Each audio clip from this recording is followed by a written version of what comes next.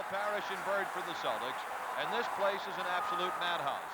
It seats 19,000. There will be more than 20,000 here when you're talking about standing room people as well.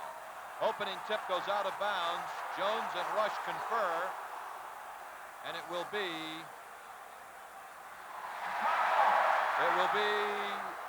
Boston ball. Boy, we start with a break. Kevin McHale knocked it out of bounds clearly. Both officials were out of position. Obviously didn't see the play develop. All right, the Celtics in this series through 2 games are averaging 129 points a ball game, giving up 117 to Chicago, a whistle and foul down low called by Ed Rush. You're going to see the officials blow quickly and not let them get away with too much inside, because they're aware of the physical implications we talked about on top. They're going to want to cool the boys down in a hurry. Opening foul goes to Charles Oakley. McHale on the baseline. He's been spectacular in this series. Kevin is shooting at a 61% clip and averaging 27 points and 12.5 rebounds so far in this series. Gives the Celtics a 2-0 lead. Kyle Macy and now Corzine, and the crowd will erupt when Jordan touches it. Now they're ready. That's what they did in the first game. He's completely isolated on the right side. Spectacular move. Michael Jordan ties the game at 2. This should be quite a night. Game 3, Celtics looking for a sweep. McHale again, trying to work on Corzine. That should be ice cream coups all night for McHale. That's the sore spot. Al Beck also said in the paper today that he thought his strategy of trapping down was effective and had worked in the first 2 games. I'll tell you what, the Celtic front line has done a magnificent job. I don't see where it's worked at all. A steal by the Celtics. Good job by Ainge to get in the passing lane and tip it away. Larry Bird back for the Celtics. They lead 4-2. Chief wheels on Corzine. They've taken Corzine to the torture chamber 3 times, and he's gotten whacked every time. He's a weak spot, no matter whether he's on McHale or Parrish. That's the place to go. Attack him and attack Oakley inside. Kyle Macy back for Chicago. Celtics out to a quick 6-2 lead. We have played a minute and a half here at Chicago Stadium. They double up on Jordan. That's the thing to do. Force them to get rid of the ball.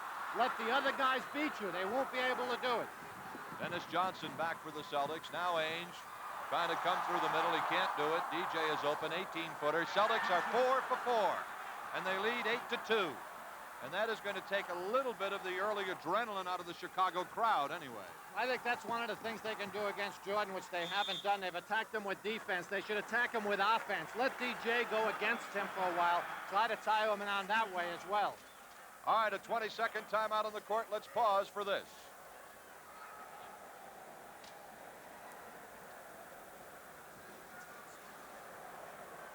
Do something about, the mics are a little bit better, but not a lot better. All right, Kuz, we have time remaining here in the first quarter, 9 minutes and 55 seconds. The Celtics are out to an 8-2 lead. They've hit 4 shots in a row. Your opinion of the early going? They had to do 2 things, in my opinion, to win this game here tonight. One, start pushing the ball up floor, which they have not done in either game properly. With the kind of defensive board control they've had, they should have run a much more effective fast break. They did not do that, especially on Sunday, and they had attack consistently inside, go to McHale and Parrish, and so far they've done both. All right, Chicago back with it now. This is Orlando Woolridge, straight away. Bird the rebound. Chicago has not had an offensive rebound yet. A 2-man team is never going to beat a good 5-man team in this league, and that's been the story of this series so far, and it'll continue. Bird yet to take his first shot. McHale takes his 3rd. That's the first Boston miss. Charles Oakley the rebound. Orlando Woolridge for the Bulls. 24.5 points per game in the series. Oakley nearly walked with it. Now Corzine. Pretty good outside shooter. That's their first offensive board. Oakley, Parrish the rebound. The rookie did a fine job getting the offensive board, but then he rushed the shot and didn't come up with the 2. McHale, low to Danny Ainge on the other side. 2 more. Celtic offense is really flowing nicely at the moment. It is 10-2 Celtics. 3 minutes have played here in the first quarter. Michael Jordan has the only basket of the game for Chicago. There's the ISO on top. They've ISO'd him on the right side when he went through. That time they put him on top.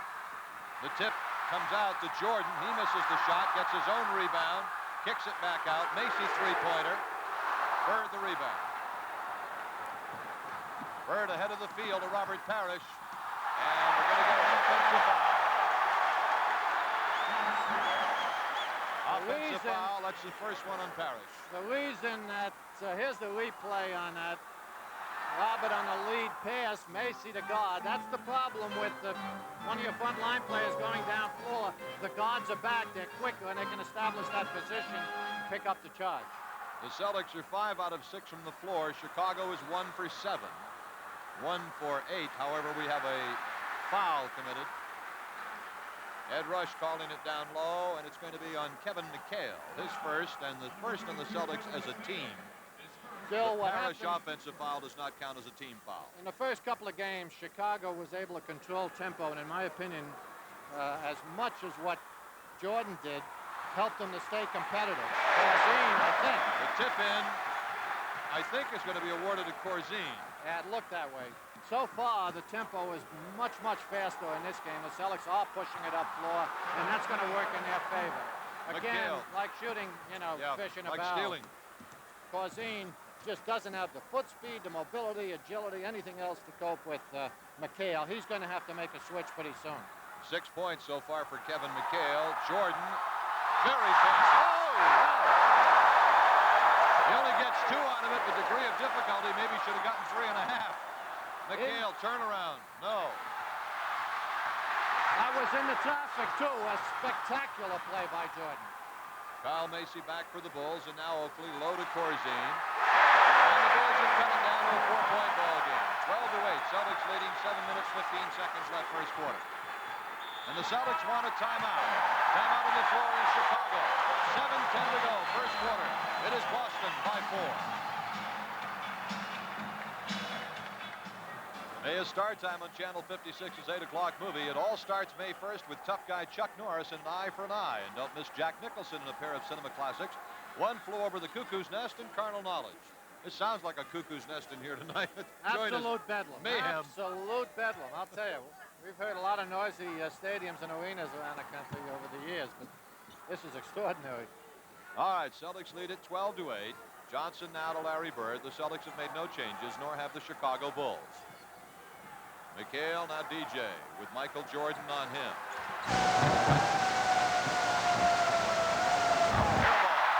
Corzine with it. Not a good shot for Dennis Johnson.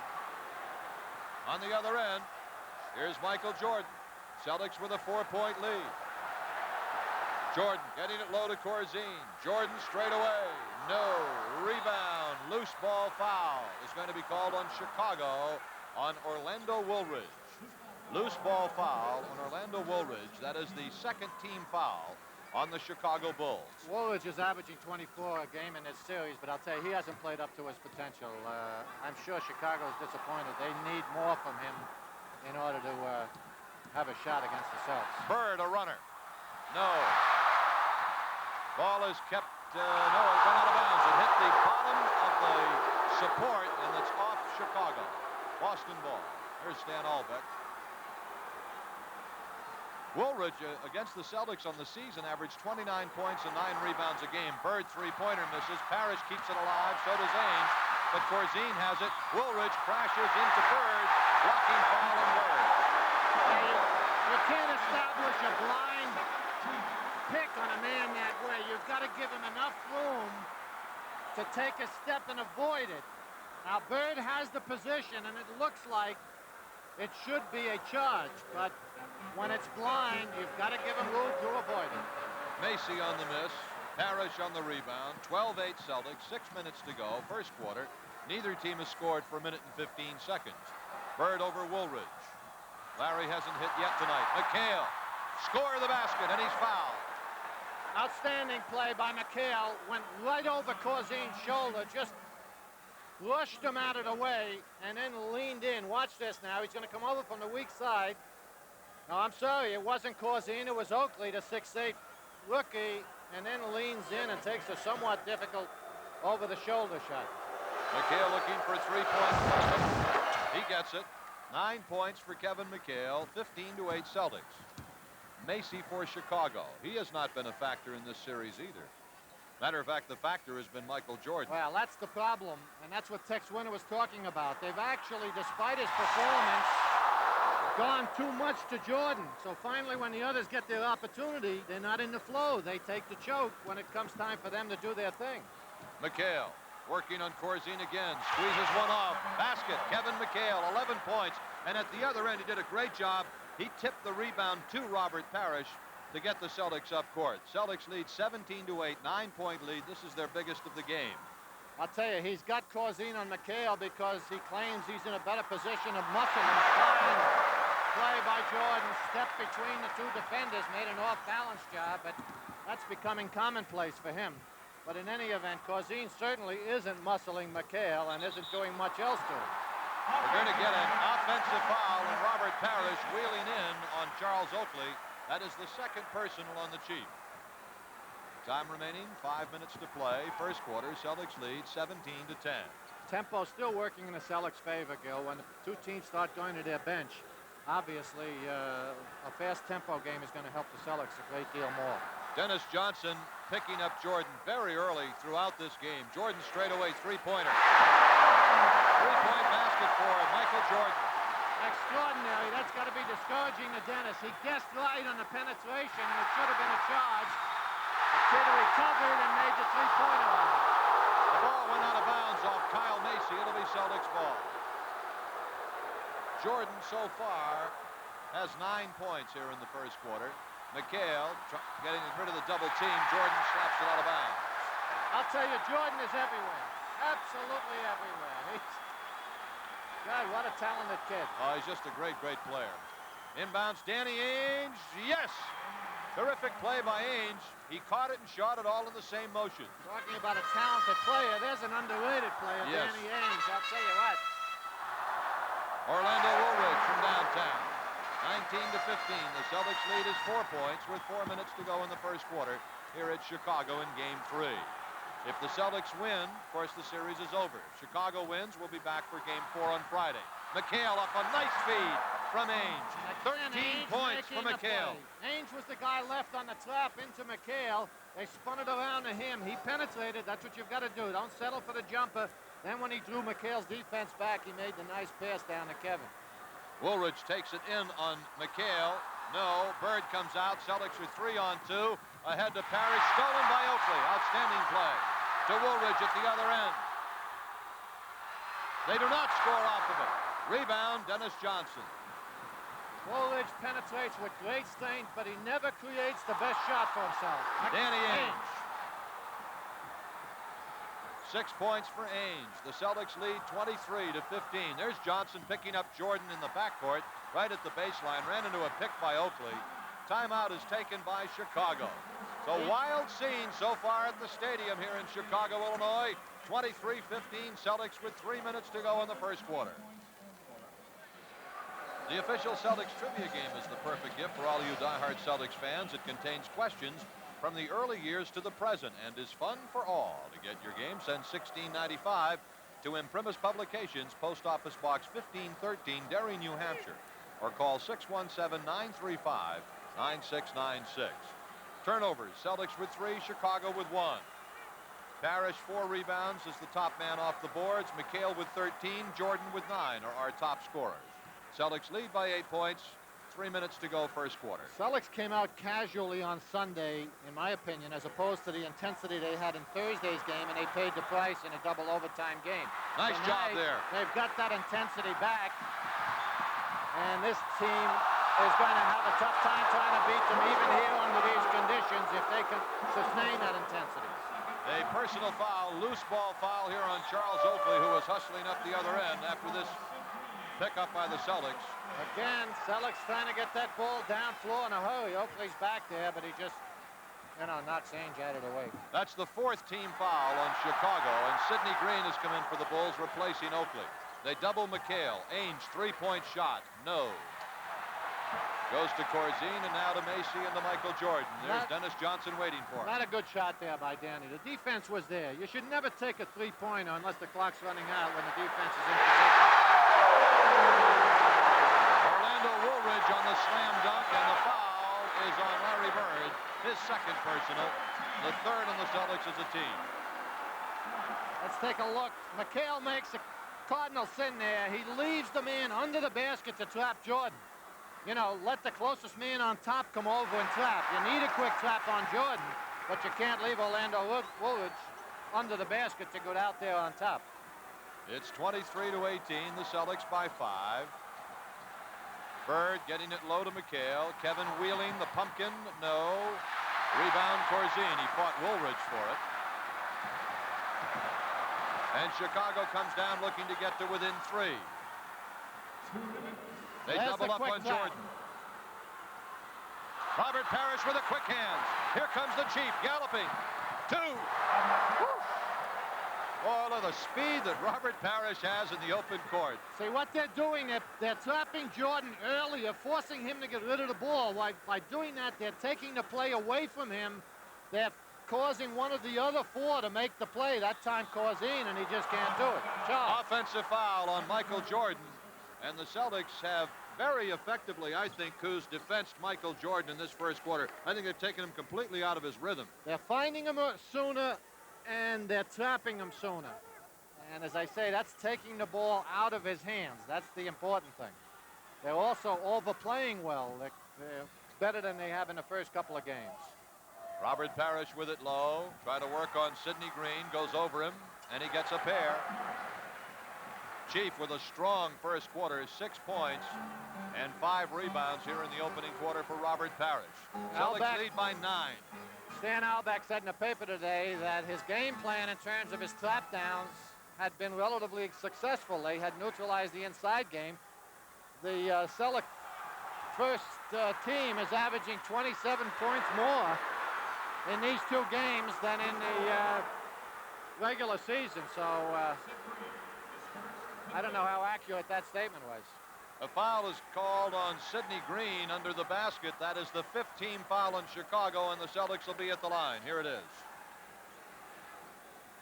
There it is. Green just jumps into the pack and knocks everyone out of the way. 2 free throws for Larry Bird. This program is authorized under telecasting rights granted by the Boston Celtics solely for the entertainment of our audience. Any publication, rebroadcast, or other use of the pictures, descriptions, and accounts of this game without the express written consent of the Boston Celtics and WLVI TV is prohibited.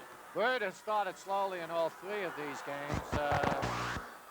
Tonight, I don't know if the pinky has anything to do with it. His outside shooting didn't look quite as smooth as it has in the past, so it might be affecting him. Those were the first 2 points of the game for Larry Bird. Celtics have an 11-point lead. Jordan on the rebound. 29-20. Ahead it comes to McHale, but it's knocked out of bounds by Orlando Woolridge. Well, he does that too. Offensive rebounding. 6'5" kid. He jumped like he was 7'5", went over all the tall timber and got the rebound, put it back in himself. DJ. Parrish, the offensive board, up again. 2 for the Chief. Oh, is Robert doing a job? Parrish has had a big series on the boards as well. He's averaging 10 rebounds a game in this series. They've beaten Chicago 100-74 on the boards, and they continue to do it here in their backyard. Again, tonight they're capitalizing on that advantage by pushing the ball up quickly, but they haven't done that. Off the basket for Jordan. The foul is on Dennis Johnson, his first personal foul, and Jordan will be at the line to shoot 1. Meanwhile, this kid still is doing his magic. I'll tell you what, Kyle Macy said in the paper today, do you think Michael will do better than he did on Sunday? And Kyle said, well, no, but we certainly expect him to hit his average. Which is 56 points a game. Yeah.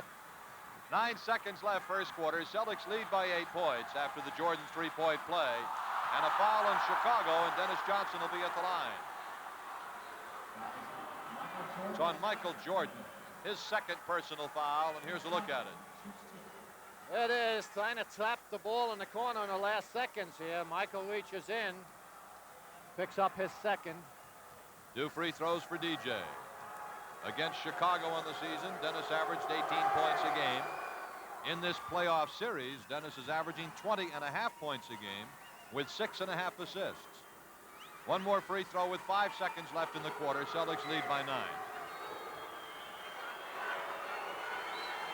The noise level has been a din from well before game time. They get it up court to Orlando Woolridge. The tip-in does not go. Bird the rebound. That's the end of the first quarter. After one, at a wild and screaming Chicago stadium, it is the Celtics by 10, 33-23.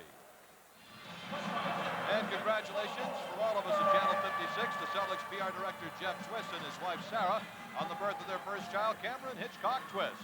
Best wishes from all of us here at Channel 56. Also want to say hello to an old friend, Larry Michael, who's recuperating at Mass General at the moment. Big Celtic fan. Let's get out of there, Michael, Larry, so I can get some money from you on the golf course. He's the pro at Meadowbrook Country Club, a good one.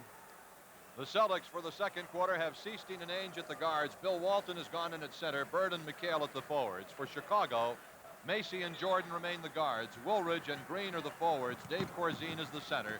Celtics lead by 10.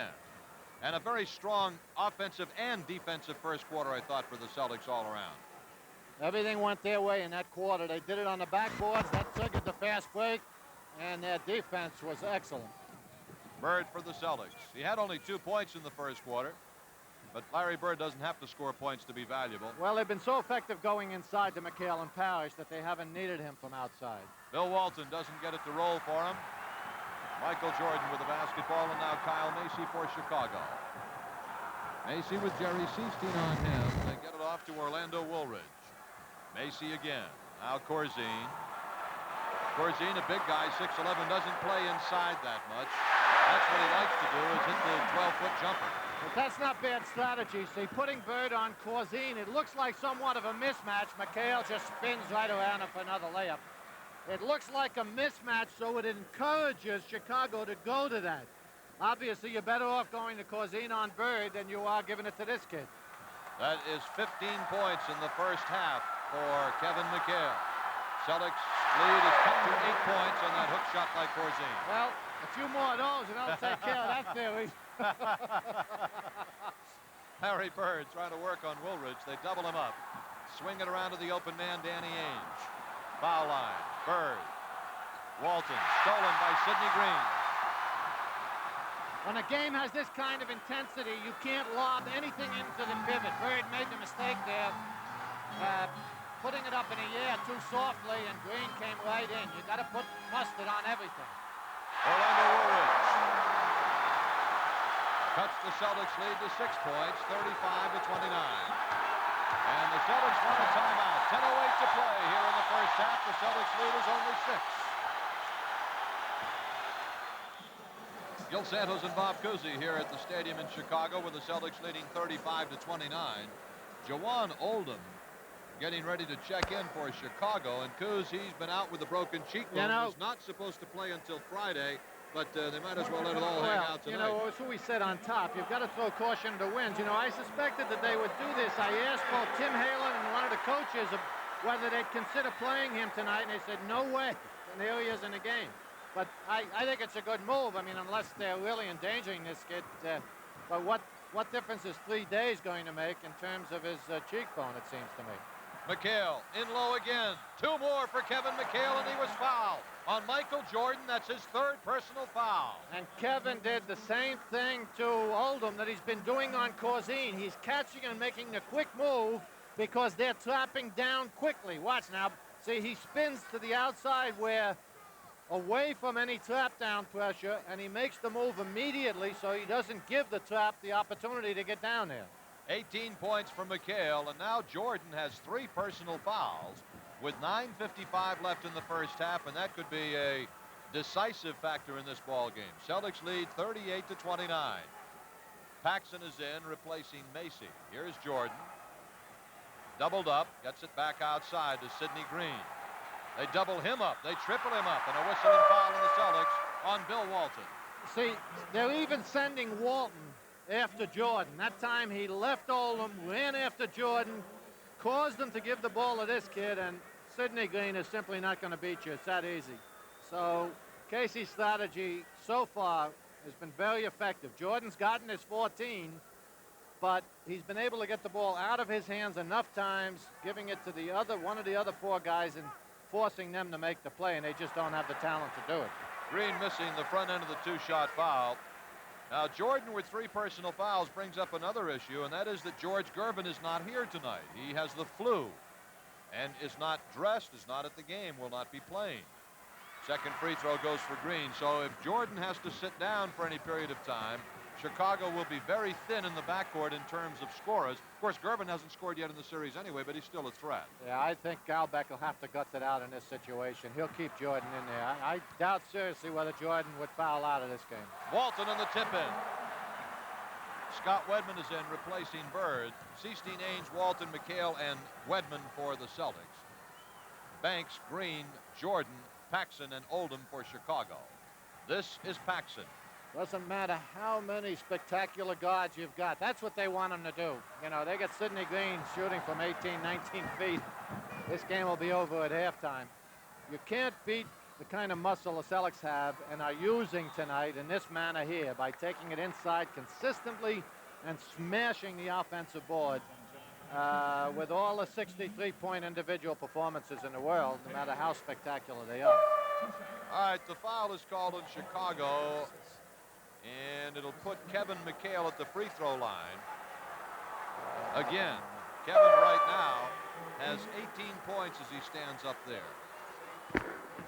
Now Oldham comes out. Corzine is back in for the Bulls. Jordan remains in there for Chicago. McHale with 2 shots. And Kevin is looking for 20 points right now. That's 19 for Kevin McHale. In this series, he's averaging 27.5 points a game and 12.5 rebounds a game. Now, that's what's strange. Bird averaged 26 for the season. He's averaging 33. Kevin 21, and he's averaging 27. And even Roberts averaging 16 and 18 against these guys. And they're talking about, you know, their inside defense being effective. In low, the layup is scored by Gene Banks. 41 to 32. The Celtics with 8.5 minutes to play in the first half. McHale, now Seasteen and Ainge. Seasteen is left open from 18 feet. Rebound by Weedman. Good job. Off the offensive boards by Scott Weedman. Ainge, 3-pointer. Weedman, another offensive rebound. Celtics in the right place at the right time. Celtics much more alert. They seem to be playing a thinking man's game, and they're using their muscle as well to complement it. Seasteen finally misses his first shot in 2 months, I think. Paxson all the way down. Scored and asked him to miss foul. Foul is on Kevin McHale. His second personal, the second of the Celtics as a team. It is. Chicago's been reluctant to push it down this quickly in the first couple of games. They've fallen behind, and they have no choice. They have to start running with the Celtics. In this case, they do it effectively. Paxson creates some contact and makes a nice play out of it. Paxson makes it a 3-point play.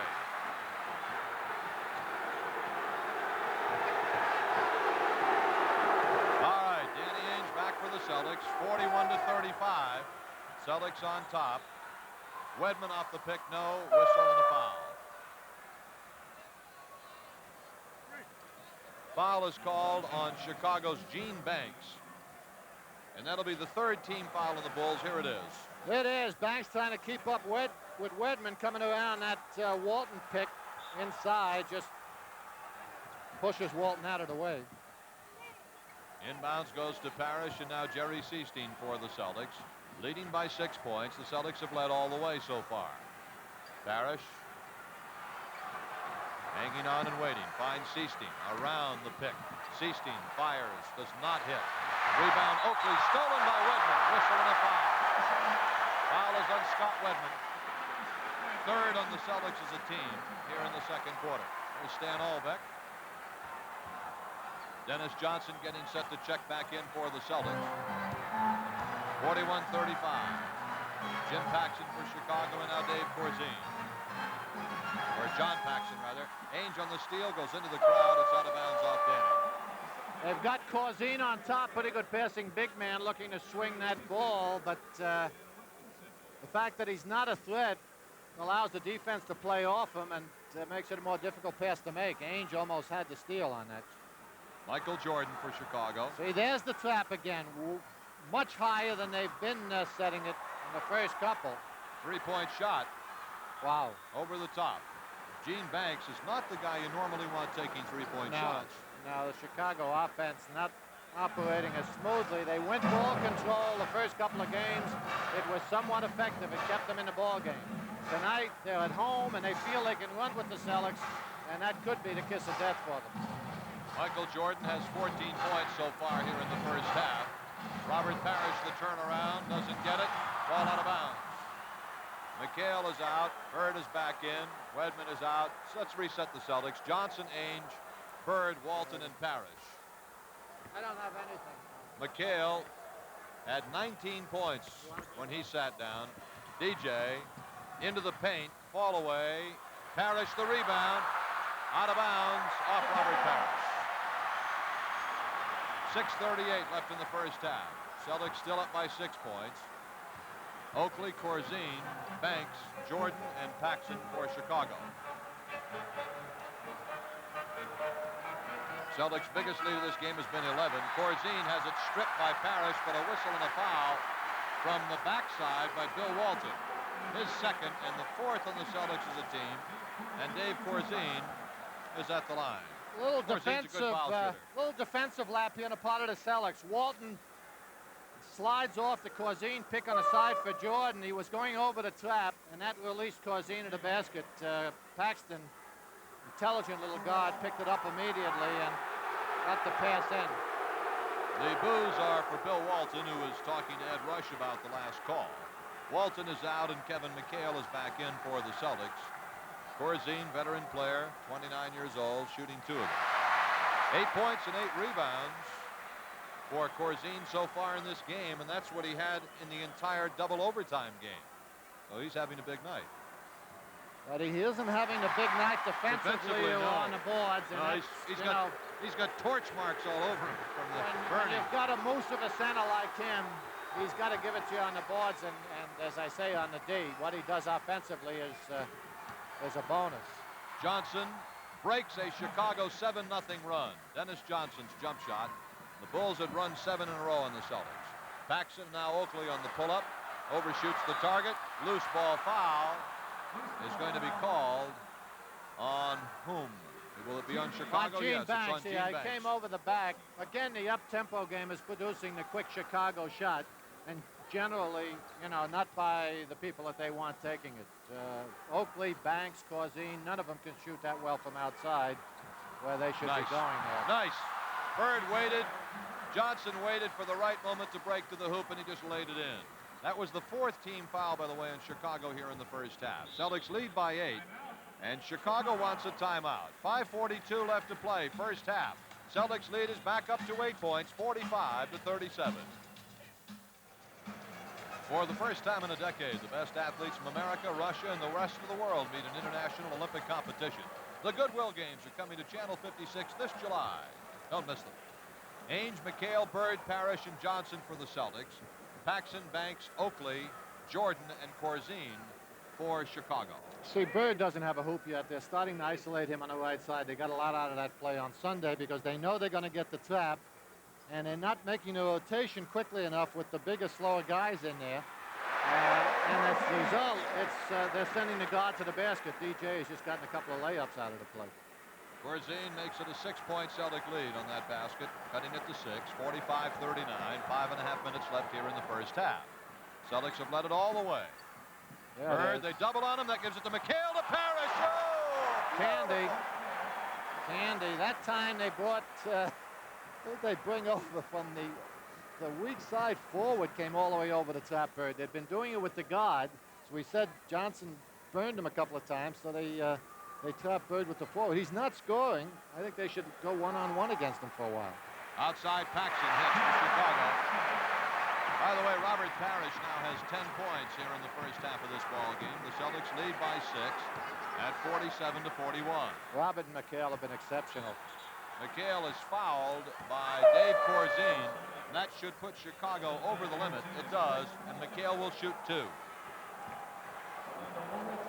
Woolridge checks in for Chicago, and Banks is out. Yeah, it is. They continue to attack that matchup. It's a very vulnerable one as far as Chicago is concerned. Kevin has really turned Garzine every way but loose. He's turned him inside, outside, gone over him, gone under him.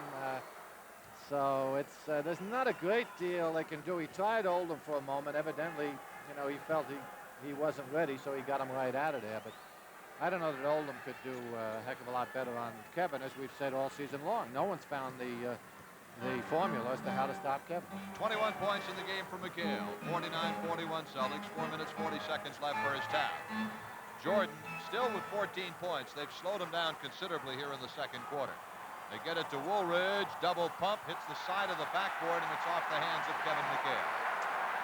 That's a tough matchup for Woolridge, too. As high as he jumps and as muscular and physical a player as he is, he just can't get the job done, as you can see on McHale. He tries to create the shot for himself, but he ends up taking an off-balance job. The missed shot by Oakley. The rebound to the hands of Danny Ainge, who pushes it up for the Celtics. Finds DJ on the wing, cutting through. Basket, good. Count the hoop, and a foul is called. Michael Jordan's 4th personal foul. That is 4 on Jordan. Look at it again. Well, we were going to look at it again. Now we do. It is DJ kind of brushing off the McHale pick. Jordan wasn't even in the play. No. Wasn't even in the play. You sure they called it on Jordan? They did. Wow. Yeah, he wasn't in the play. Well, that's the second break. Johnson makes it a 3-point play. Kyle Macy replaces Jordan for Chicago. This is when they should even elevate their level of intensity. With Jordan on the bench, you can attack these guards and create some turnovers. We haven't done that. Paxson from deep in the corner, 52-43. The Celtics lead is back to 9. They had it up to 11, which equals their high of the game. That's been one of the reasons they've been so successful in the first couple of games, is staying in the game. They haven't turned the ball over, but we haven't pressured their guards. They're vulnerable, especially when Jordan's out of it. Ainge off the pass, cross-court pass from Bird when they doubled him up. Again, the Celtics by 11. Woolridge to Corzine low, blocked by McHale, out of bounds, saved by Ainge. No, he stepped out. Ainge continues to be right among the leaders in this club in floor burns. I'll tell you, we said on top, the Celtics couldn't be casual.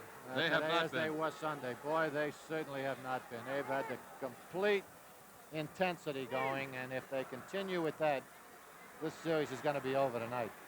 Paxson tries to drive, does a nice job. This kid's a scorer. You can't take him lightly. His strength is his outside shot, but as he just proved to you, he can also put it to the floor. McHale, give him 23 points in the ball game in the first half for Kevin McHale. Garzine's starting to talk to himself a little bit right about now. Oakley takes it in the paint. Whistle and a foul. It is going to be called on Robert Parrish. The Celtics are over the limit, and that is number 3 on Parrish. It is. They've been giving Oakley outside. This is his strength. He takes it to the basket well. He doesn't shoot well from outside, so despite the fact that Robert's giving him room, still tried to bring it in there, and that time he was successful. Oakley at the line trying to make it a 9-point ball game. He won't do that as he misses the first one. Parrish comes out sitting down with 3 personal fouls, and Bill Walton is in for the Celtics. There's the muscular young Charles Oakley, who's going to be a great rebounder in this league. Had a marvelous rookie season. He gets 1 out of the 2. So it's a 10-point Celtics lead with 3 minutes to go in the half. Ainge hustling it up court. The Celtics want a 20-second timeout.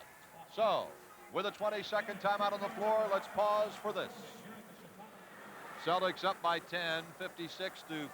The Celtics have led all the way in the first half of this basketball game. And Kuz, the Celtic intensity level, as you mentioned a moment ago, has been red hot right from the very beginning of this ball game. See, in simple terms, all sorts of explanations have been given for the result of the first 2 games, the fact they've been competitive and why and what strategy has worked. It's all just words. It's all rhetoric. The media has to make up reasons. The bottom line is that the Celtics don't have to lose a game until they get to the finals if they just come out and play with this kind of intensity. They're in complete control of their destiny. Ainge three-pointer, no. Walton the rebound. Bird looking for his first basket. That's it. First hoop of the game for Larry Bird. Again, the offensive board producing the second opportunity for Bird. Celtics now with their largest lead. A whistle and foul has been called, and Ed Rush is calling it on Kevin McHale. The Celtics are over the limit. That's the third on Kevin. It so is. McHale and Parrish both have 3. Out of control penetration by Paxson. You know, he's just taking it into the green shirts there. Not much chance of getting the shot off, but he does pick up the foul on McHale, his third. Paxson is shooting 2 now for Chicago. The Celtics lead 58-46. This is their biggest lead of the game. One more free throw for Paxson. When a game seems to get out of control, you know, in terms of up and down schoolyard type of tempo, this always generally works in the favor of the Celtics, especially when they're attacking the backboard and the defense with the intensity we talked about. Because they have a better ability to control that type of flow than the opponent generally. Celtics up by 11 points, 2.5 minutes left here in the first half. Bird is doubled up. That leaves somebody open, Walton, who is corralled by Paxson. Or Macy. And Walton will be at the line. Walton got upset, no reason to. I think he thought he had a bigger man on his back. Macy does the smart thing. Don't let the man get the shot off. We've seen our guys do that enough times. Walton spun around with his elbow, and that brought a couple of the enforcers over. Walton shooting 2. Everything is going the Celtics' way at the moment, so there's no point in getting the crowd into it or developing any more hostility than already exists here. Walton, in this series, is averaging 5 points and 9.5 rebounds per game. McHale comes out, and Weedman is in for the Celtics. What a great first half for Kevin McHale, 23 points. Jordan has sat down. He's got 14, but he has picked up 4 personals here in the first half. Corzine on the inbounds to Macy. Celtics by 13 points, their biggest lead of the first half. Unlike the first 2 games where Chicago took the lead in the first half, the Celtics have swooped out to a lead in this one and have never looked back. Corzine outside, no. Rebound, Woolridge. Macy now inside to Corzine. Tipped up, no. Tipped up, yes. Sidney Green tips it in. That's what Green can do, and about the only thing he's done in this series so far is you must keep him off an offensive board. He is a leaper, and unless you give him body pressure, he's going to do some damage. Bird is knocked out of bounds by Woolridge. And the foul is on Orlando Woolridge. Larry Bird will be at the line to shoot 2. It is. Bird spinning away from Woolridge. Lee Jones, unfortunately, is in our way, but you see the last little bump there where Woolridge, you know, Bird's had an excellent, someone said today, a quiet series. Of course, averaging 33 points a game. Yeah, everything has been understated in terms of Jordan's spectacular performance. But Bird, yeah, as you say, is averaging 33. But with that said, Woolridge, I think, has done a pretty good job in at least minimizing his attempts with his overplay D. He's got strength. He's got good speed and quickness to go with that strength. He's been able to overplay Bird and keep it out of his hands at least more than most defenders are able to do. Paxson has it stolen by Weedman. Gets it ahead for Larry Bird. Bird is averaging 33 points, 9 rebounds, and 8 assists per game in this series. Celtics lead by 13 with 1.5 minutes to go in the first half. DJ to Bird. Now they don't double team him, so he pops from outside. That's the beauty of Larry Bird. When they double team him, he'll pass it off and find the open man for the easy shots. When they leave him alone, he'll bury it. See, they've been clearing that weak side on that double team, so it allows the guard that's left alone to simply take a cut to the basket, and Bird's been finding him. Sidney Green. 64-51. Chicago cuts it back to 13. Walton has it now. Corzine on him. Every time a Sidney Green makes an outside shot, that helps your offense. Yeah, because he'll try it again. That encourages him to do it again. On the way to the hoop, it's blocked. Green, however, was fouled. And the foul is called on Larry Bird, his 3rd personal foul. So Bird, McHale, and Parrish all have 3, and Jordan has 4. Boy, that's a bad call there. Green just gets to Bird, who's got the position established, and jumps smack into him. No attempt to avoid the contact. and they called a block rather than a charge. They've been actually doing a pretty good job under somewhat difficult circumstances, you might imagine, the officials tonight. But I think I would disagree with that call. One more free throw for Sidney Green. Misses it. Walton the rebound.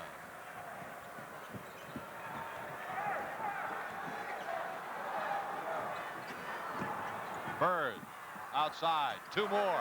Larry starting to heat it up. 10 points in the game for Larry Bird. Celtics by 14. 66-52. Simply too many guns. McHale does a number inside. He goes to the bench. Bird starts to open up. We saw Johnson and Ainge take turns in the first couple of games in the second half, scoring 24 points and opening up the game. It's got to be discouraging for an opponent. Just too many guns in the arsenal. Down to 14 seconds to play in the first half. The Celtics' biggest lead of this half has been 15.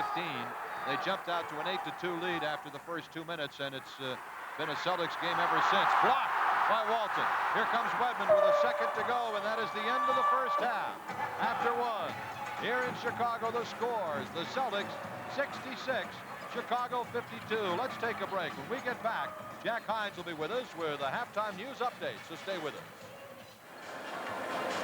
Case 14 points and 4 fouls on Michael Jordan. You've got to be pleased with that first half of action. Also, it appeared you were trapping Michael earlier, forcing him to get rid of the ball. Is that so? Yeah, what we wanted to do was trap him wherever he was so that he could not get started, get the crowd going, and get those big points as he did the past 2 ball games. So we wanted to trap him, make him give it up, and then try to deny him getting the ball back. And force the other guys to beat you.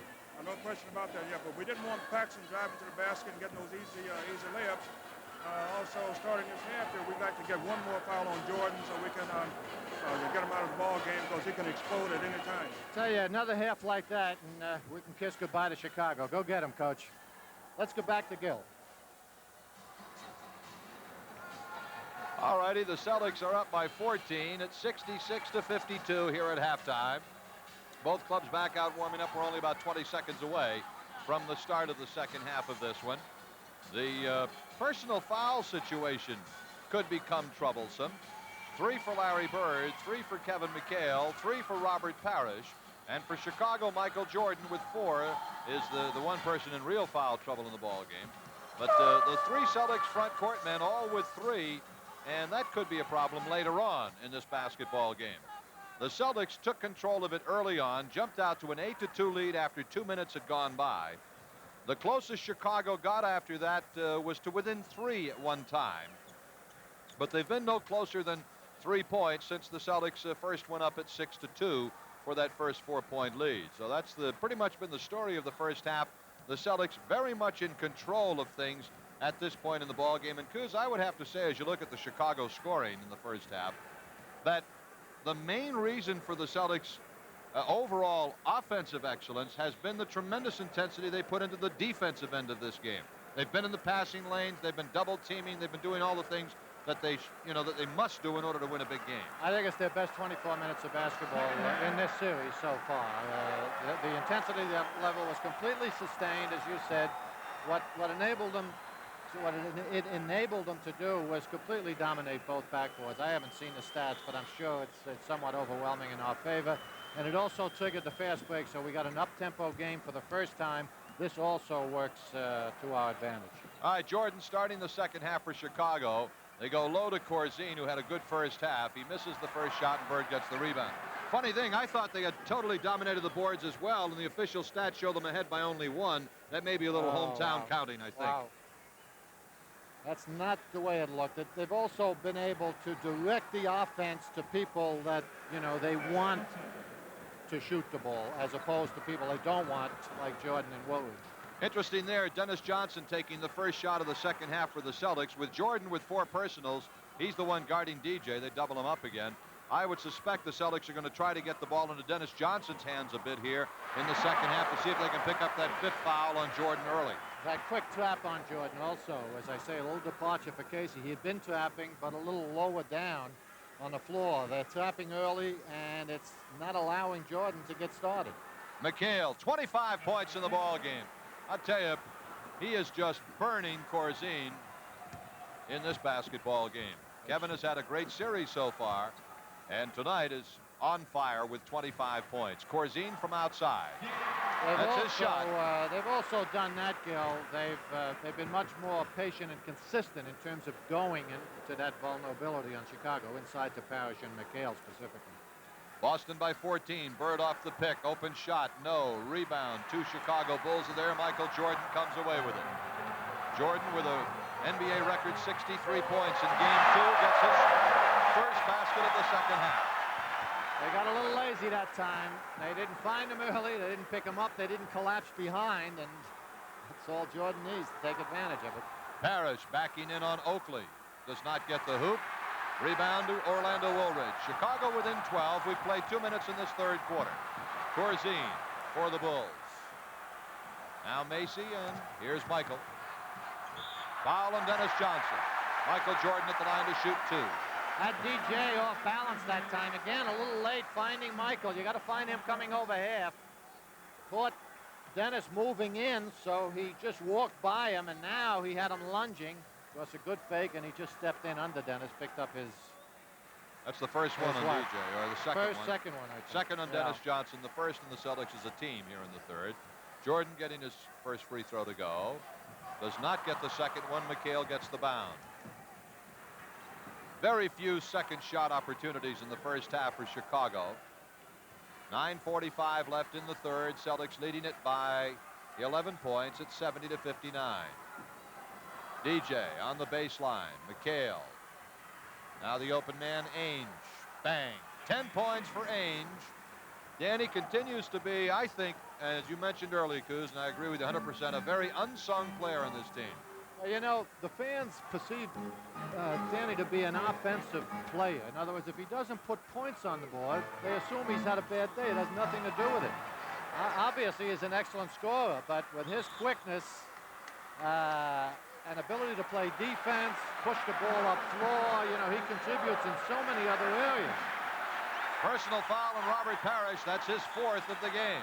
It looks like Oakley moves him out of the play, and they call it on Robert. Robert Parrish now has 4 personal fouls. They go low to Jordan, but it's intercepted by Dennis Johnson. And again, good ball pressure by Ainge. Three-pointer. Three-pointer. That should be a 6-pointer. God, that was about 32 feet. Corzine.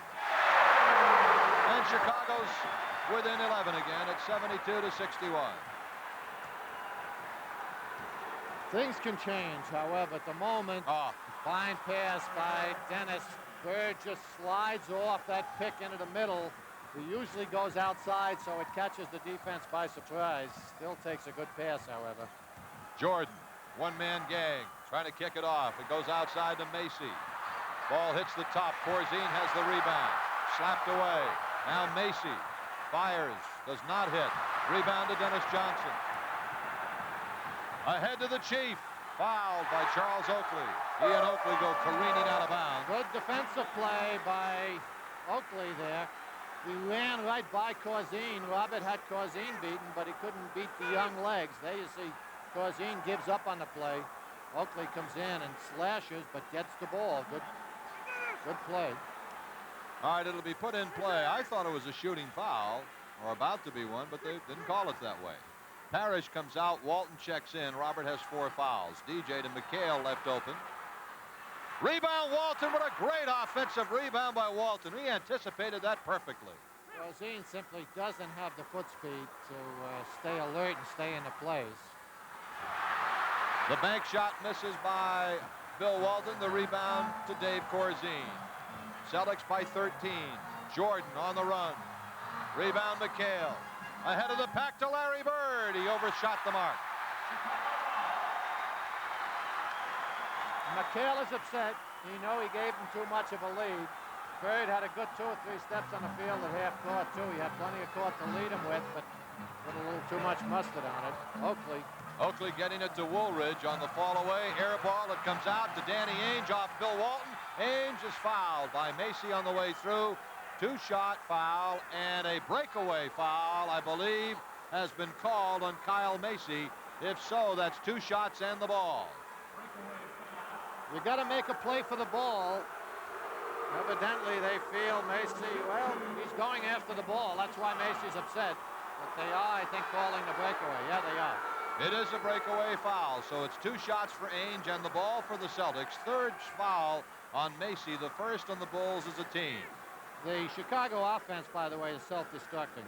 They're really, now they've gotten away from Jordan, going to Jordan. The early trap has been successful in accomplishing that, and now the other 4 trying to take over the offense. And, you know, they've leaned on Jordan too much in the first 2 games. They're not prepared to take some of the offense back.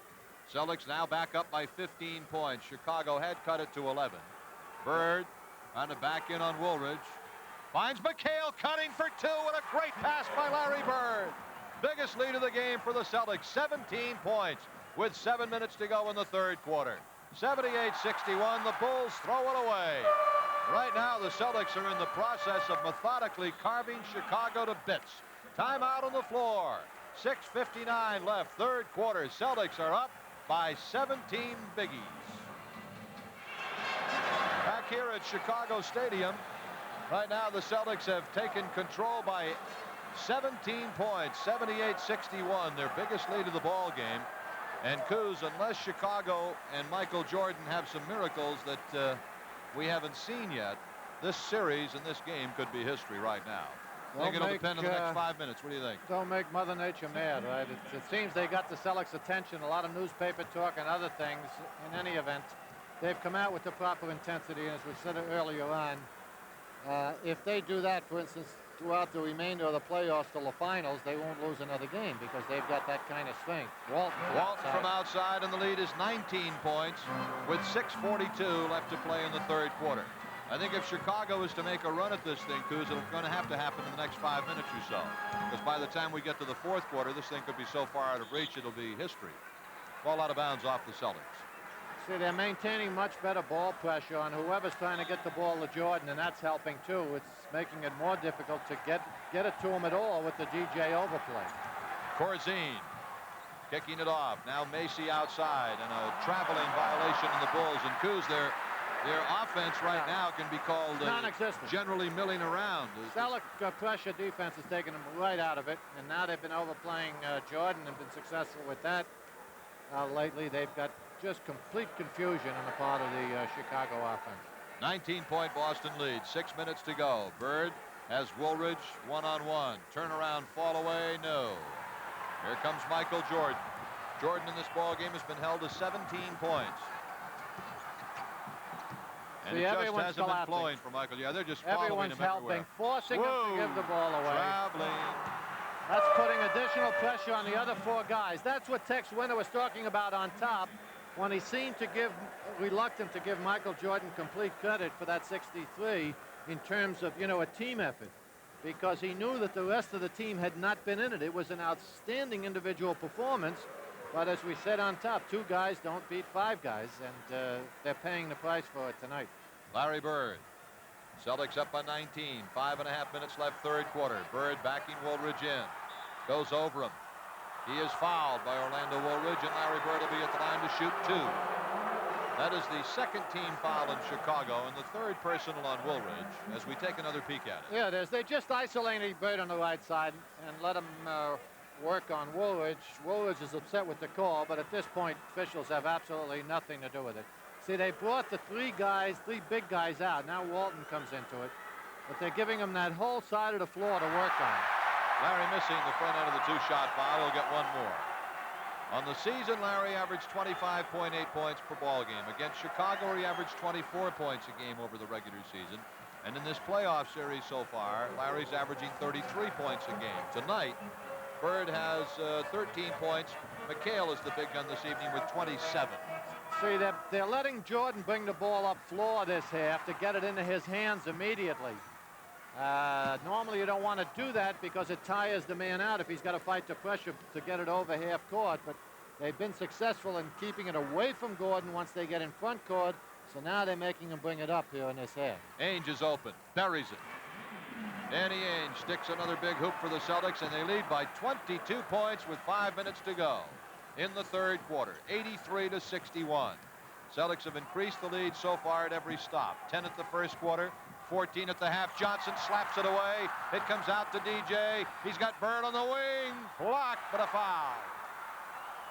Celtics defense is just superb. They're playing the passing lanes. They're double teaming. They're doing everything right. Here it comes again. DJ slaps it away from Jordan, brings it down floor, a little shovel pass to Bird. Paxson gets him from behind. Celtics continue in complete control, and Chicago in complete disarray. On the floor for the Celtics, Ainge, Johnson, Bird, Walton. Larry hits the first one, and Kevin McHale. For Chicago, Jordan, Paxson, Jawan Oldham is checked in with Orlando Woolridge and Sidney Green. Celtics now by 24. This is their biggest lead. They've outscored the Bulls 19-9 in this quarter. Chicago with just 9 points in 7.5 minutes of play in the third quarter. Jordan had that in a couple of minutes on Sunday. Paxson can't hang on to it. They throw it away again. Chicago has now turned the ball over 11 times, 6 times in this quarter. Yeah. Well, that's one of the things the Celtics had to do, is extend the pressure, make it a little more aggressive to create those turnovers.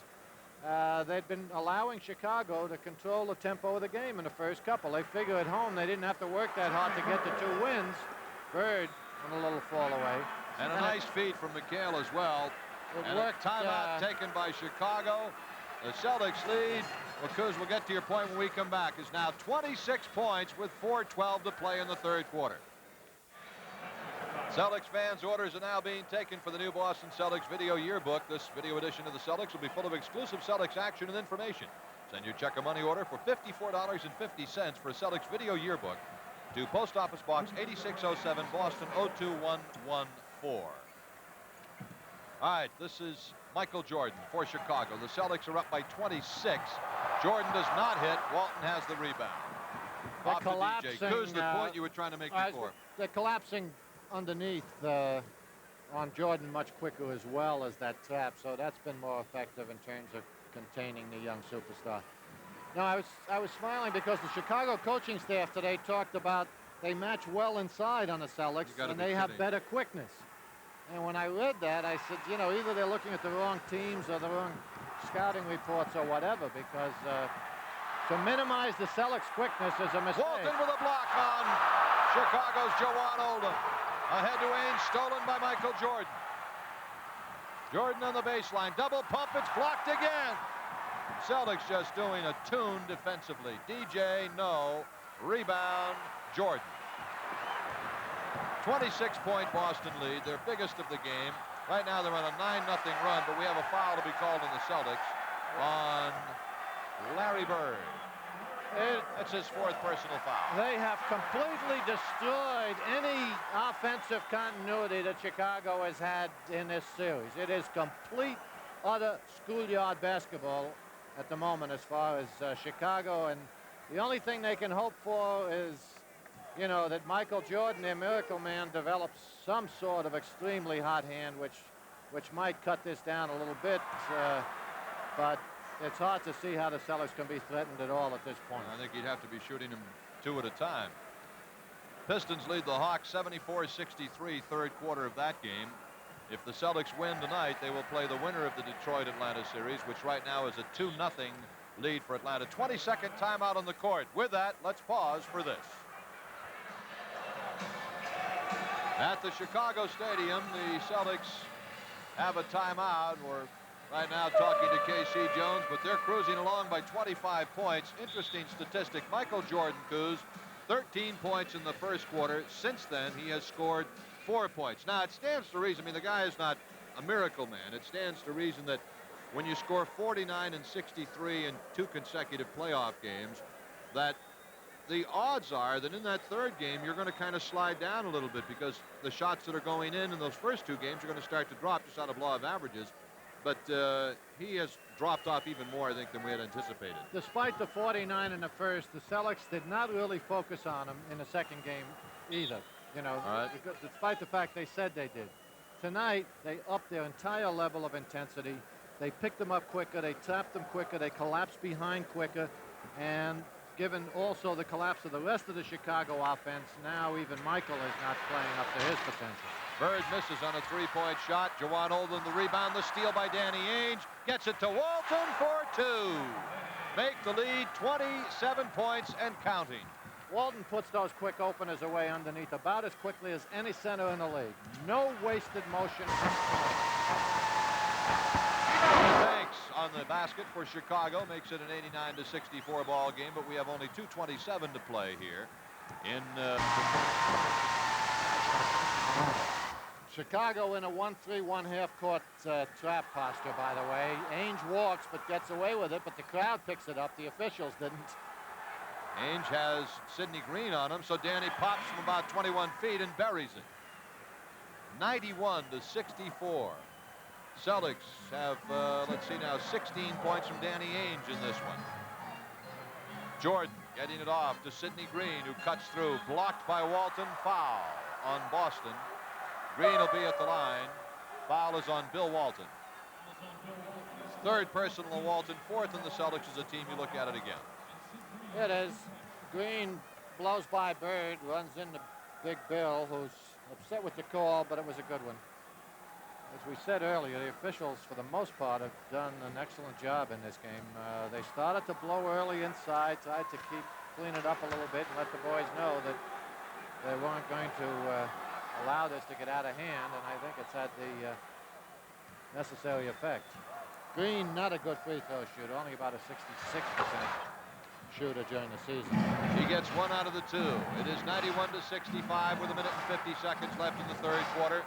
The Celtics are cruising. DJ outside. And now Bird as the Celtics spread it out a bit. McHale on the baseline. DJ straight away. Ainge into Walton. Two more. See, they have no choice than to extend the pressure and go into that trapping 1-3-1. But it's too late for that. They had to do it earlier because the Celtics know at this point they've got the game won. So now they're going to toy with that extended defense. And we have a whistle, an illegal defense warning against the Celtics. It is the first one, so that's a warning. It's called on Danny Ainge. Banks to put it in play for Chicago, does to Orlando Woolridge. Runner, and it's 93-67. Take a look at the Celtics scoring, show you how things have evened out here. McHale with 27 is still the big guy, but Bird has 17. Ainge has 16. Johnson has 13. Parrish has 10. Walton has 10. 6 Celtics in double figures. Ainge on the way through is picked up by Gene Banks. And a foul on Chicago. Ainge will be shooting 2. The foul on Banks is his third. Chicago having difficulty. In fact, time, and they have difficulty adjusting to their individual defensive assignments. As we told you, they were in a 1-3-1 the last 2 times. So Celtics took advantage of the confusion. Then the lead is now at its high point, 28. 53 seconds left. Walton on the steal. It goes to Dennis Johnson, breaking in for a bunny. 30-point lead. Say goodnight. 45 seconds left in the third quarter. Jordan off to Green for the stop. Too little, too late, I'm afraid. 1:35 seconds left to play third quarter. The Celtics have increased their lead from a halftime bulge of 14 to a lead right now of 28 points. The high water mark was 30. McHale is fouled as he goes up for the shot. Sidney Green committing the foul, and Kevin McHale at the line to shoot a couple for the Celtics. I think that's about the 16th man they've tried on McHale, all with the same degree of success or lack of it. I tell you, Kevin is, these guys have scorch marks all over their jerseys from the job he's doing on them tonight. I mean, he is burning them something fierce. And he did, the bulk of his scoring came in the first half when the Celtics immediately seized control of the game. It was 8-2 Boston, and McHale had scored 6 of the first 8. Well, the Celtics knew that they were vulnerable at that matchup, and they went to it, you know, from time to time in the first 2 games. They didn't really concentrate on it. Tonight, they stayed with it throughout most of the first half, and the results were predictable. Paxson takes it into the traffic, and the ball is slapped away, and a foul is called on Bill Walton. McHale, by the way, now has 29 points, and Kevin's playoff career high in the playoffs is 32. It is just an individual move on part of Paxton. Walton gives him a little bump with his chest, picks up his third. 6 seconds left to play in the third quarter. 2 free throws coming for John Paxson. Averaged 5 points a game against the Celtics in the regular season. Excellent foul shooter. Got to be a satisfying way to end the series for the Celtics after listening to a lot of rhetoric or reading a lot of rhetoric in the Chicago papers today. A lot of quotes from different people. Coach Ainge gets it ahead to Dennis Johnson. That is the end of the third quarter. The Celtics have stretched the lead out to a whopping 28 points after 3. It is the Celtics 99, Chicago 71. Their score of the other ball game that we're particularly interested in, the Pistons 96, the Hawks 80. The winner of that series will meet the Celtics in the next series unless Chicago makes an incredible fourth quarter comeback, because right now the Celtics lead 99-71 as we start the fourth quarter. The Celtics have scored 33 points in each of the first 3 quarters of this game. Walton working on Woolridge, loses it out of bounds. It is off Orlando Woolridge. Celtics outscored Chicago 33-23 in the first, 33-29 in the second, 33-19 in the third quarter. Walton with a hook, no. Rebound Corzine. And I'm not sure it'll be any different in this quarter, because obviously as both teams go to their benches, the Celtics have an advantage here as well. Jordan has it slapped away by Ainge. Danny goes to the deck for it. It is out of bounds off Chicago, off of Danny Ainge. Chicago ball. Jordan showing some small signs of fatigue as well. Now DJ got a hand on it and slapped it away from him a while ago for the first time in this series, I think, and Danny slapped it away from him that time. That means that you're dribbling a little higher when the defense is getting to it, which means that you're starting to tire a bit. You're not as low to the ground. Jordan trying to kick it off to Corzine. Chicago can't hold on to it. It's going to be Chicago ball anyway. Celtics slapping away at it. Celtics defensive intensity hasn't turned down at all. I was just going to say they haven't let down at all despite the lead. Foul on Ainge, fouling Corzine down low. And Dave Corzine will be at the line to shoot a couple for Chicago. First on Danny in the game. First on the Celtics as a team in the fourth. There it is. Danny somehow gets matched up with Corzine underneath. I don't know how that happened. It must have been a weak side pick because Walton was outside. In any event, as we pointed out in the third quarter, when Paxton got one of our guys, why Danny just grabbed Corzine, made sure he couldn't get the shot off. Corzine makes it a 99-73 ball game. This crowd of 20,000 plus here in Chicago has not really had a chance to get themselves too much involved in this game, as the Celtics took the early lead and have never looked back. Celtics have never trailed in this game. They've led it wire to wire. Banks loses it out of bounds, and the bounce pass from Jordan. Now, Michael Jordan at this point has scored just 17 points in this ball game, and Michael has come back to earth in this game. Of course, it was obvious he couldn't sustain the spectacular level that he displayed in the first 2 games, but both the letdown and the intensified effort by the Celtics have produced I guess, just a great player instead of a super great player. Right? Now, Parrish checks in, replacing Walton. The foul was on Corzine, his second. I was going to say, Jordan has scored just 17 points in this ball game, but the show that he put on Sunday at the Garden and last Thursday are shows, I think, that the folks who were able to see them will never forget. Foul in Chicago, and McHale will be at the line. Yeah, you didn't have to be a basketball purist to enjoy that individual display that he put on Sunday. It was just magnificent. If you had an interest in sports and competition, just seeing people go against each other, it was real sheer artistry. One more free throw for Kevin McHale. He now has 31 points now as he hits that free throw. 31 in the game for McHale, 1 away from his career playoff high. Jordan on the miss, McHale on the outlet, rebound to Danny Ainge. Kevin had that ball going to Ainge even as he was picking it off the glass. Anyway, the Celtics, I've seen the Celtics high for games before, and I've seen them play with intensity before, but they generally will this one always is really something. produce more intensity away from home than at home, and that's what they've done tonight. The tip in by Gene Banks. Well, that's what Bird was telling the folks on local television. McHale has twisted his ankle, and he is coming out of the ball game as the Celtics grab a timeout. With a 20-second timeout on the court, let's pause for this.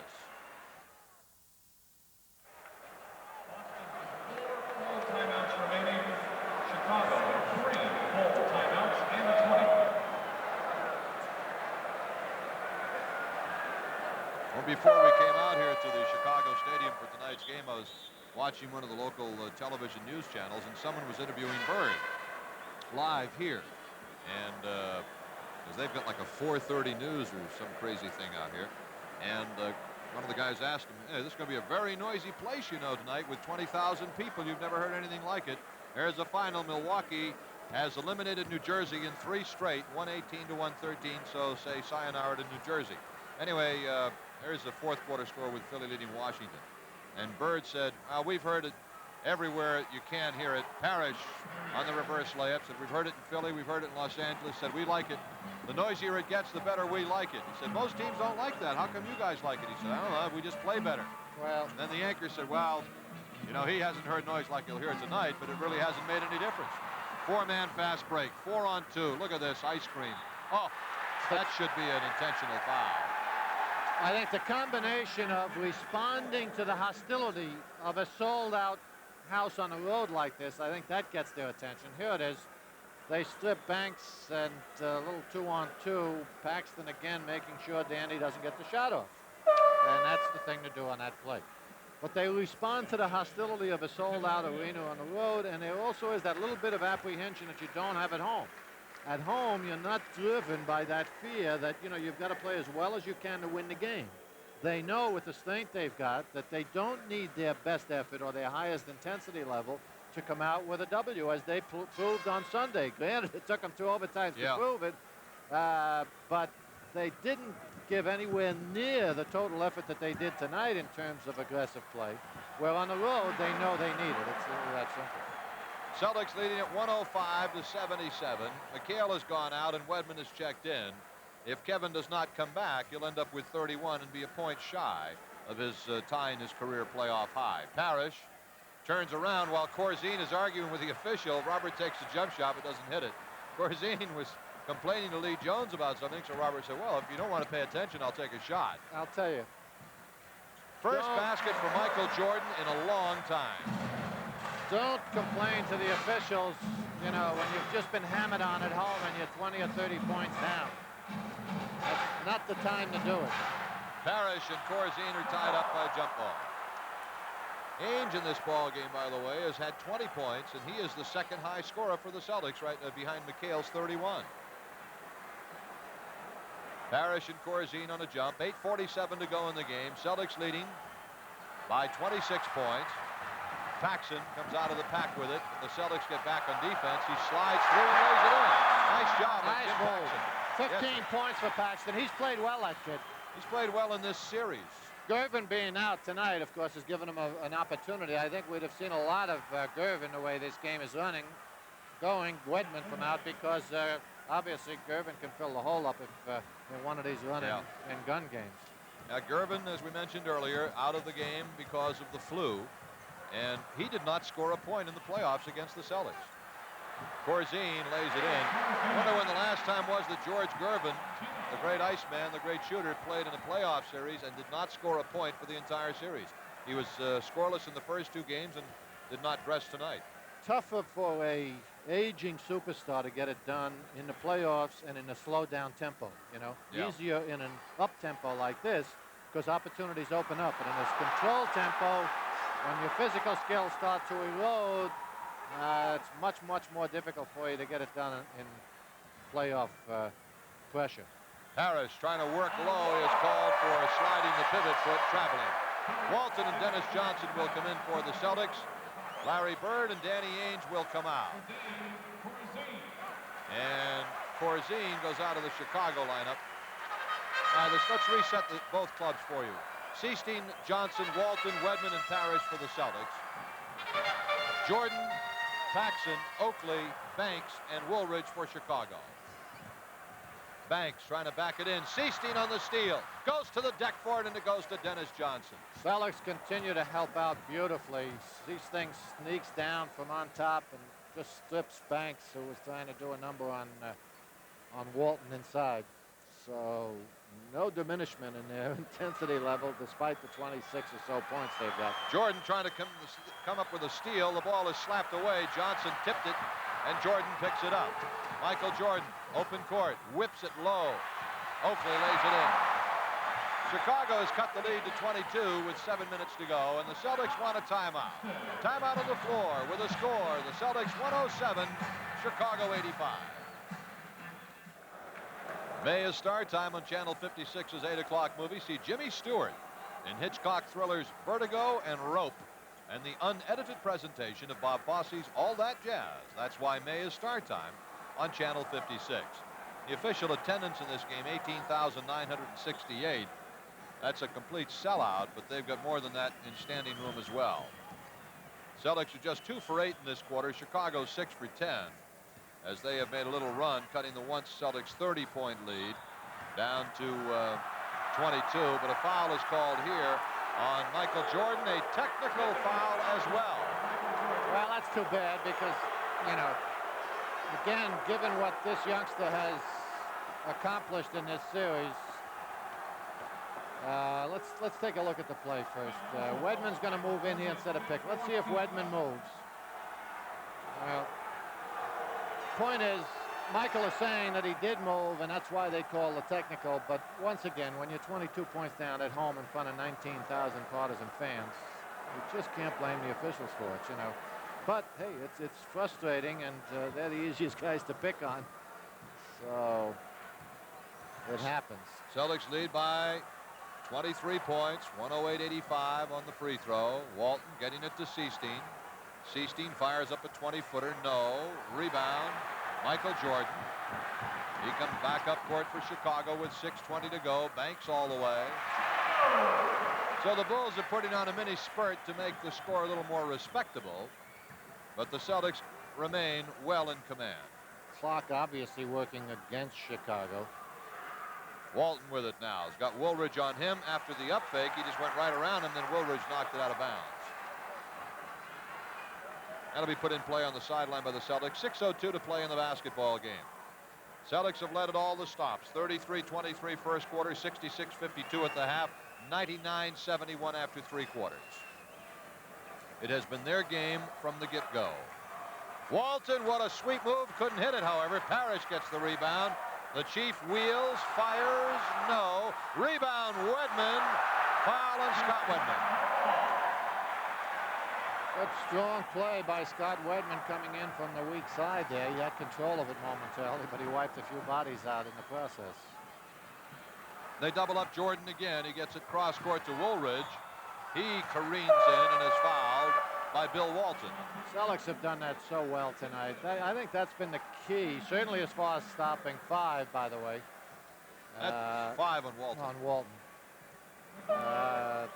That's been the key, certainly as far as Jordan's output tonight, and keeping him down to normal numbers is that quick pickup that Casey put in, where they just found him earlier and forced him to get rid of the ball and cause someone else to simply make the play. And, you know, with the knowledge that they don't really have anyone else other than Woolridge, and even he's a little shaky at times. Celtics have made some substitutions now as Ainge, Bird, and McHale have all come back in. So Johnson and Ainge are the guards, McHale and Bird are the forwards, Parrish is the center. The starting 5 out there for the Celtics as Chicago gets the Boston lead down under 20 points for the first time since early in the 3rd quarter. It's a 19-point lead right now. Johnson being pressured by Michael Jordan, and a whistle and a foul on Jordan, and he will foul out of the game. That is it for Michael Jordan. He has fouled out. He should get a tremendous ovation for what he's done in the series, and he is. A standing ovation for Michael Jordan. Now tonight, he was held to 19 points. He had 10 rebounds and 9 assists. The standing ovation is for what he did in the first 2 games, and it's well-deserved, Coos. Well, it certainly is. You know, the young man isn't much more. He missed 64 games this year, so he's not much more than a rookie at this point. Obviously, you know, he's got a little maturing to do in terms of his overall talent and game. Tonight, he just seemed to be a little over-anxious. This is the hardest I've seen him work on defense in these 3 games. So I think his over-anxiousness and inexperience caused him to perhaps pick up some fouls that he wouldn't normally pick up. But I'll tell you, he more than broke Wilt Chamberlain's 3-game playoff record. 131 points in 3 games. I think Wilt's was, what, about 116? Wilt's was, yeah, 116 is right. So, you know, it's just had a magnificent series, and he's getting a well-deserved acknowledgement from the Chicago fans here. Now, Michael Jordan is fouled out, and, you know, to tell it the way it happened here tonight, he was never really a factor because of the Celtics' tremendous team defense on him. Ball goes to the deck, and what's the call from Lee Jones here? It will be a Chicago ball. He never really was a factor, Coos, and all credit must go to the Celtics head coach K.C. Jones and the staff for creating the defense that was able to slow the young man down. There's no question that it caused him to get rid of the ball, and it didn't allow him to establish a continuity or a flow that he did in the 2 Boston games. Missed shot by Chicago's John Paxson, and a loose ball foul on Kevin McHale. Sam Vincent will come in for the Celtics, and he replaces Danny Ainge. Danny goes out, a very strong game tonight, 20 points for Danny. Hyde Oakley for the Bulls, and Gene Banks with just under 5 minutes to play in the game. Whistle, foul, Celtics.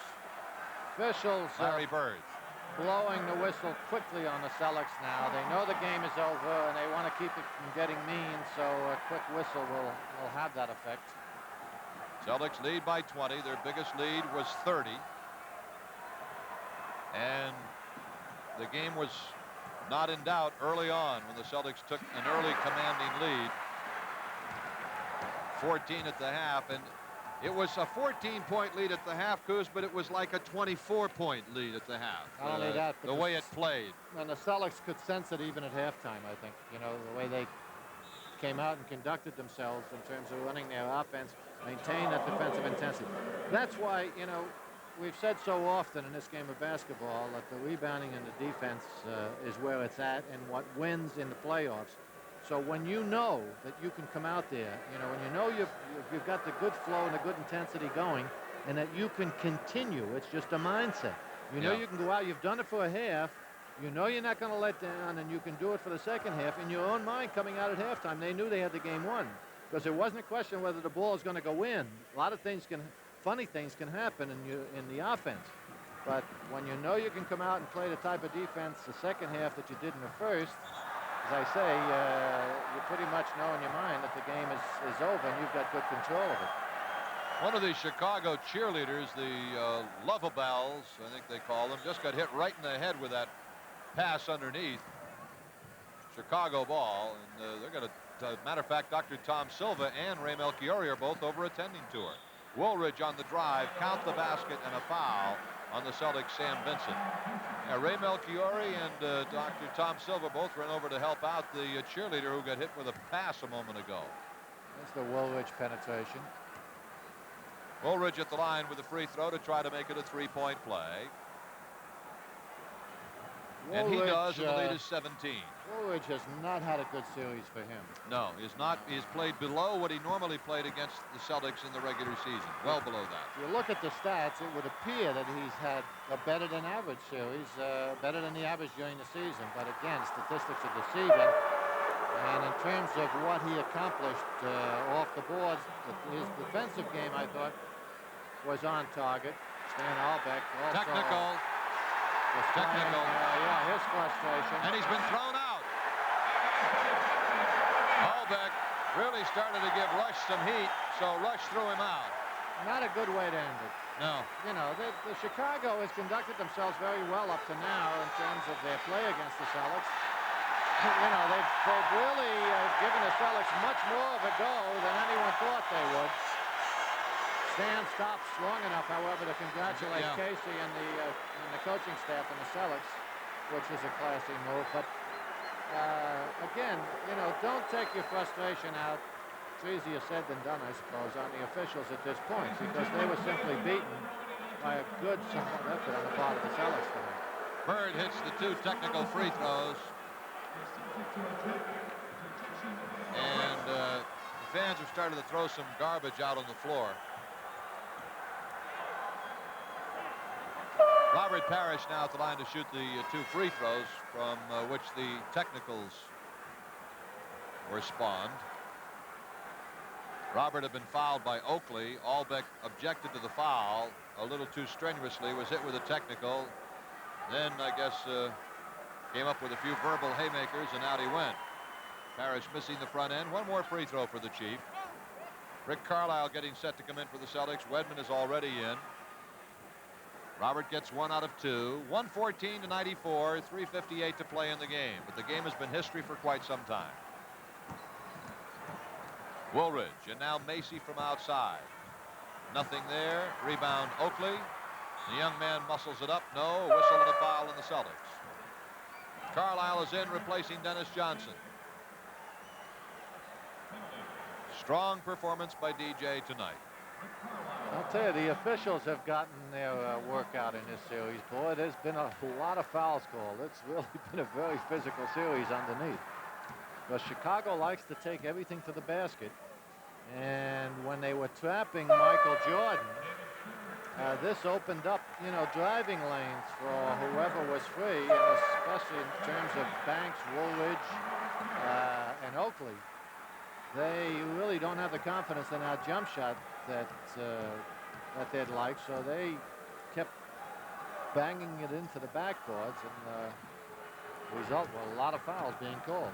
Now Bird and Parrish have gone out. Kite and Third-Kill have replaced them, so the Celtics have their second unit on the floor. Vincent, Carlisle are the guards, Third-Kill and Weedman the forwards, and Kite the center. Bird leaves with 19.7 rebounds, 9 assists. The steal by Charles Oakley. Celtics lead by 20. Oakley kicks it off to Woolridge, who carries it a few feet, and it goes out of bounds off Sam Vincent. And it'll be Chicago ball.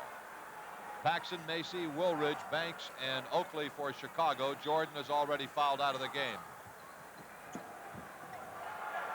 There's the final in Philadelphia. In Washington, Philly has a 2-game lead and a 2-1 lead, and Detroit has cut Atlanta's lead to 2-1 with a victory at Pontiac, Michigan, 106-97. So our series will end in a 3-game sweep for the Celtics, and they can sit around and relax, awaiting the winner of the Atlanta-Detroit series. Kite has it blocked by Oakley. Slapped away by Carlisle. Oakley picks it up. Well, I tell you, the more you see of Oakley, Coos, the more you're going to love the deal that Chicago made. They traded Keith Lee for Oakley when they drafted those 2 players in the first round, Chicago and Cleveland, and Chicago came out way ahead in that one. No contest. Steal by Carlisle and the re-steal. Carlisle gets it off to Third-Kill, and he lays it in. Yeah, no contest between those 2 from what we've seen. Oakley plays with so much more intensity. Yeah, he's going to be a player. He's got to develop an outside shot to complement his inside game a bit. But as far as defense and boards, he's going to be a Barkley type. He doesn't have Barkley's offense. But, and he plays at a very high level of intensity. Yeah, and Lee, from what we've seen, kind of has been going through the motions this year. It's a little early to make judgments on the kid, but he's taller and a better shooter, but Paxson on the breakaway. Now the Celtics telegraphed the pass, and Paxson just cut right in front of the pass, laid it in. Minute and 56 left to play in this season for Chicago. The Celtics, of course, will move on, looking for flag number 16. The next series will be best of 7, and we're not sure when our first telecast will be in the next series. It'll be a road game, but we're not sure when, nor are we sure where.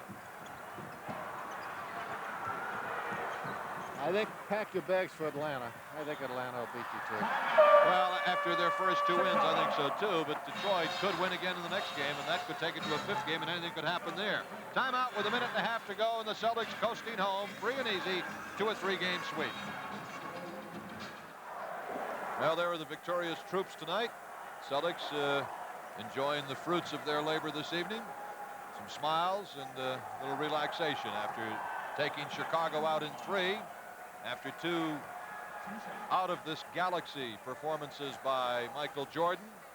Back down to earth a bit tonight, 19 points, ended up fouling out of the ball game, and the Celtics just coasting along. The final score will not be indicative of the one-sidedness of this contest. Right now, the Celtics lead is 16 points, but they have been leading by 16 points mentally since very early in this ball game. They led by 30 at one point on the scoreboard. Vincent tried to take it inside, had it slapped away. Paxson comes in, slapped away again. We're getting some serious garbage time here right now. Good move on Casey's part. He would have cleared the bench anyway. The game was over, and getting any of the regulars out of there, because this is, especially at a time, there's Paxton's drive to the basket again. This is a time you never want to get a player hurt, certainly a front line player, but the tendency is for it to happen a little more easily at this point of the game, the so-called garbage time, and especially where players may be releasing a few more frustrations if they can't find the officials. Who's ever in sight with a different colored uniform, you might as well go after him maybe. So you want to get the troops out of there in this situation. Minute and 3 seconds to play. The Celtics leading 116 to 102. The 30-point lead materialized several times in the third quarter. 99 to 69 was one of them that I recall. Weedman lays it in. As the Celtics led by 14 at the half and then just blew Chicago's doors off in the third quarter to lead by 28 coming into this fourth, and have just breezed home. Foul called on Rick Carlisle. It'll put John Paxson at the free throw line. Paxson comes from a basketball family. His father played in the NBA against you, I guess, Coos. It was a good one. Yeah, pretty good player. Good shooter. Was he the same type shoot. of player as John and his brother Jim at Portland? A little taller, but it runs in the family. The same style of player? Yeah, the kid in Portland is an excellent shooter as well. One more free throw. That one goes for John Paxson. His brother is Jim Paxson at Portland. Jim Paxson played at Dayton as his father did. And John Paxson played at Notre Dame. Weedman to Carlisle, open, 2. What was Paxson's first name, the father? I can't remember. Was it John? I don't think so. Dad Paxson? Well, he had 2 sons. Sometimes it was, hey, you. Hey, you, Paxson. Coos, you'll always give me an answer. Won't always be the right one, but you'll always give me an answer. Since I got a drink out of my grandpa mug now, and that's coffee right. in the morning, that's the way you identify people, right? Gramps. That was son Dad. Paxson who just missed the pass. 7 seconds remain to be played in the game. Celtics leading 120 to 103. And Paxson is at the foul line again for Chicago. He's been there a few times.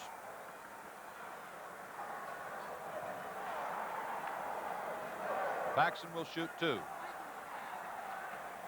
What do we have here? I don't know. Ed Rush is making a lot. Kite got thrown out of the game. Ed Rush is making a lot of hand signals. Yeah, but he's telling Greg Kite he's throwing him out of the game. I wonder why that was. I didn't even see anything happen. Did you? I think he's saying it was a flagrant foul. Well, if it was a flagrant foul, then let's take a look at it here. All right, there's Paxson. Oh, yeah, wow. That is a flagrant foul. What is it with Greg? Bird will come back in. That is a That's flagrant the foul. second time Greg has blown his cool in the closing moments of a game that the Celtics have won. Let's see, the Milwaukee game. Was it when he threw the ball at the official? That was in the first half. Was it? Yeah, that's Okay. when he started, when the green team started. So Greg has been ejected from the game on the flagrant foul call. One more shot for John Paxson. He gets that one. So it's 120 to 104. Ahead to Sam Vincent. 4 seconds left. Sam is fouled. Tell you what, we've had a gang of fouls called in this game. Well, I think obviously by design, but design in the sense that I think, you know, before they came out, the boys said to themselves, hey, look, this is going to be a tough game to work. Let's keep it under control. Wow, let's start the blow early to establish a tempo and let the guys know that we're not going to put up with too much hanky-panky inside and see if we can't diffuse the situation just a bit. And I think that was successful for the most part. The best free throw percentage shooter on the Celtics has just hit 2 in a row.